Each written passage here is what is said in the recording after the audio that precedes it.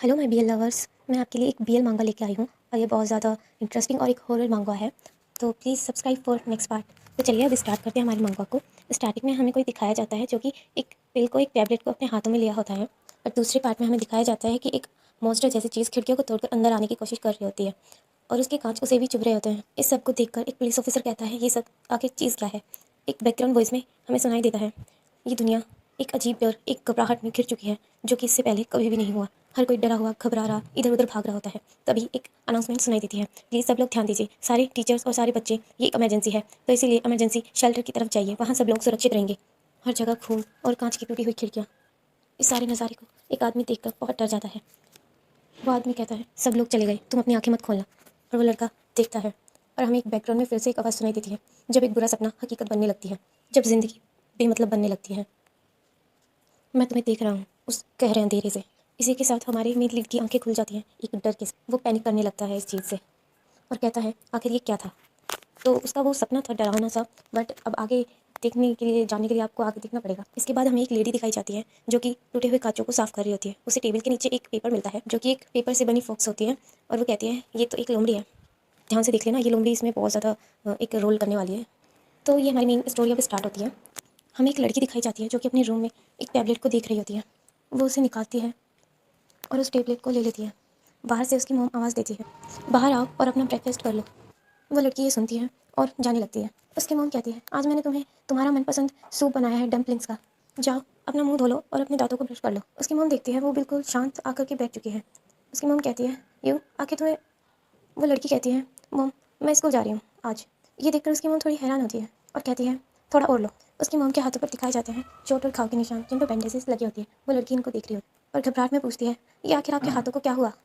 ओह, ये तो कुछ भी नहीं, मैंने एक्सीडेंटली अपने हाथों को खाना बनाते वक्त जला लिया था। चिंता करने की कोई ज़रूरत नहीं है, ये ठंडा हो जाएगा, खा लो। हमें दूसरी तरफ दिखाया जाता है, दूसरी तरफ हमें दिखाया जाता है हमारा मीनली, जो कि डम्पलिंग्स खा रहा होता है और कहता है, क्या मुझे ज़रूरी है हर दिन इन डम्पलिंग्स को खाना। ये सुनकर उसका दोस्त कहता है, ठीक है जल्दी जाओ और खुद से खरीद लो अगर तुम चाहते हो वो फ्राइड राइस और सोया मिल्क। ये सुनकर हमारा मीनली कहता है, कोई बात नहीं, भूल जाओ इस सब के बारे में। वैसे गेटो आने वाला है, सॉरी गाय को जल्दी ही आने वाला है, तुम किस यूनिवर्सिटी में जाने वाले हो। मेरे लिए कोई भी यूनिवर्सिटी सही है, सब एक जैसी है। तुम्हें इसके बारे में सोचना चाहिए, आखिर तुम्हारे हेड टीचर ने भी कहा था, तुम्हारे पास एक अच्छी अपॉर्चुनिटी है, तुम टॉप 3 यूनिवर्सिटीज़ में जा सकते हो, जैसे कि बी यूनिवर्सिटी और ऐसा ही कुछ।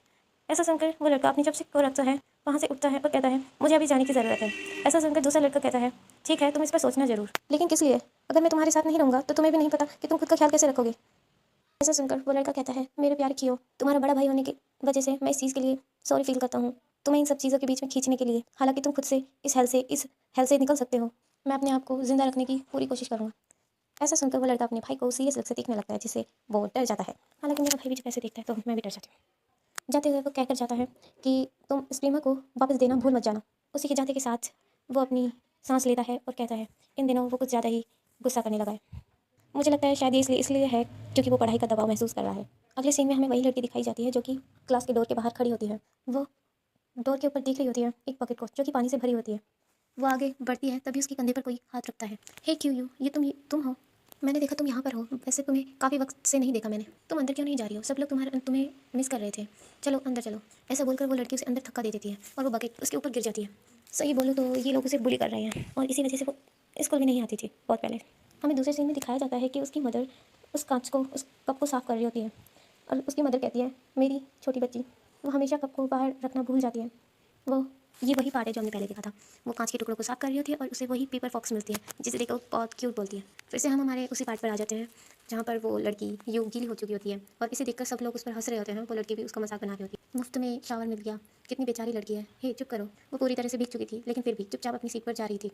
वो अपनी सीट पर जाकर देखती हैं जहाँ पर उन्हीं लड़कियों ने कुछ अजीब चीज़ें लिखी होती हैं। इसे देखकर वो बहुत पैनिक करने लगती है और फिर से वही बच्चे उसे बुली करते हैं, पेपर्स उसके ऊपर फेंकने लगते हैं। वे पीछे मुड़कर दिखती है जो कि उस पर हंस रहे होते हैं, उसका मजाक बना रहे होते हैं। वो सबके बीच में खुद को एक मजाक का पात्र समझती है। लोग उसके बारे में गॉसिप करते हैं, उसके बारे में बोल रहे होते हैं, तुमने सुना है उसकी मदर एक मिस्ट्रेस है। मिस्ट्रेस मतलब एक तरह से रखील की, शायद कुछ ऐसा एशियन टाइम में होता था, जैसे किंग वगैरह रखते थे अपने लिए मिस्ट्रेस, मतलब दूसरी रानियाँ भी होती थी, बट वो मेन रानी नहीं होती थी। बस वैसे ही ये कितनी शर्म की बात है, बस इसी तरह वो अजीब अजीब बातें कर रहे होते हैं। ये सारी बातें सुनकर वो रोने लगती है और कहती है, क्रेजी, पागल।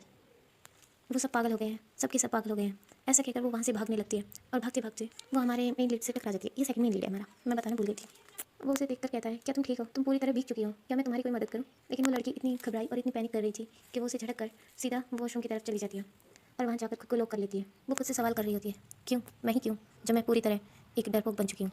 अचानक से वही लड़कियाँ बाहर आती हैं और उस दरवाजे को मारते हुए कहती हैं, आखिर तुम कितनी और देर तक वहीं पर छुपी रहना चाहती हो? जल्दी से बाहर आओ, कम जल्दी से बाहर आओ। तुम कितनी ज़्यादा कैपेबल हो इस चीज़ के लिए, किसे पता। तुम जाकर वापस हमारी शिकायत उस टीचर से करो। ये मत समझना कि तुम हमेशा वहीं छुपी रहोगी। अरे तुम अगर बाहर नहीं आओगी तो तुम टीचर को कैसे बताओगी? ये दोनों वो सब बातें कर रहे थे। अचानक से वो लड़की बोलती है, वैसे मैंने उसकी मदर को, उसकी मॉम को देखा था कल सुबह। उसकी मदर के बारे में सुनकर वो चौंक जाती है और वो लड़की कहती है, उसकी मदर भी उसी की तरह एक स्टूपिड है, पागल औरत है। वो लड़की कहती है, मैंने जानबूझकर उसने धक्का दिया, लेकिन फिर भी मैंने उसे एक्सीडेंट दिखाया। दूसरी लड़की ये सुनकर कहती है, ओह तुम बुरी लड़की, तुमने क्या करा? वैसे फिर उन्होंने क्या कहा, क्या ही कहती? उन्होंने बोला, मुझे माफ़ करना, ये गलती से हो गया मुझसे, कोई बात नहीं। ये सब सुनकर वो लड़की अचानक से अपनी मॉम के हाथों पर लगी चोट को याद करती है और वो लड़की फिर से कहती है, उन्होंने ये भी कहा कि तुम उसी सेम स्कूल में पढ़ती हो जहाँ पर मेरी लड़की भी पढ़ती है ना। ये सारी बातें कर वो बहुत ज़्यादा हंस रही होती हैं। अचानक से उन लड़कियों की नज़र कुछ पानी की बूंदें पड़ते हुए जाती है। वो ऊपर देखते हुए कहती हैं, आखिर ये पानी आ कहाँ से रहा है? और वो लड़की पीछे देखती है, एक हाथ दरवाजे के ऊपर। और जब उनकी नज़र पड़ती है उस लड़की के ऊपर जो कि अब पूरी तरह से एक मॉन्स्टर बन चुकी थी, उनको ये देखकर हालत ख़राब हो जाती है। सीधी सी बात है, इतना बड़ा मॉन्स्टर देख लेंगे तो हालत तो ख़राब होनी है। खैर आज का पार्ट यहीं तक है। अगर नेक्स्ट पार्ट चाहिए तो प्लीज़ सब्सक्राइब कर लीजिएगा और लाइक भी। तो अब मैं चलती हूँ, बाय बाय, आज की छुट्टी।